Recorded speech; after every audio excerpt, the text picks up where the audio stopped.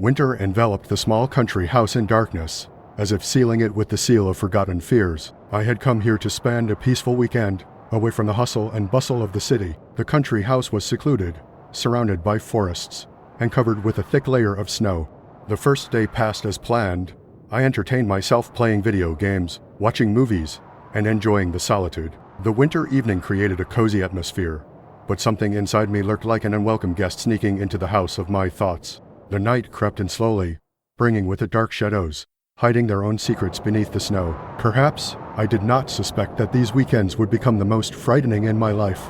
The awakening was abrupt, as if someone had invaded my thoughts. The sense of something strange hanging in the air did not leave me. I thought it might be my imagination playing a cruel joke on me and tried to go back to sleep. But the darkness was so persistent that my rest became impossible. Rising from bed, I tried to dismiss the thought that something might be lurking outside my window. The steps on the cold country house floor echoed like the echoes of my own fears. Approaching the window, I looked out into the dark, hoping to see something ordinary.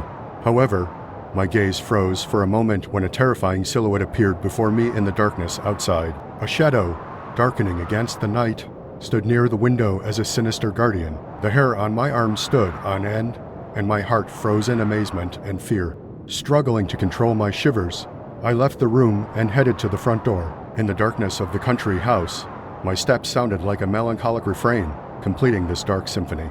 Opening the door, I stepped outside, and there, in the distance, I saw it again.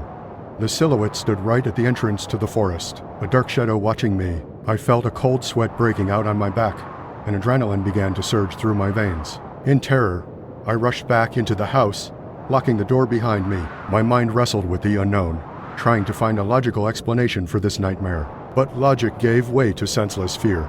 Staying in this place became impossible. I grabbed my backpack, threw in a few things haphazardly, and ran out of the house without looking back. The snow crunched beneath my boots, as if thousands of voices were whispering warnings. Through the forest, I ran, forgetting everything but the animalistic fear gripping my heart. Behind me, like a shadow, something unknown followed. I dared not look back, afraid to meet the gaze of that ominous silhouette.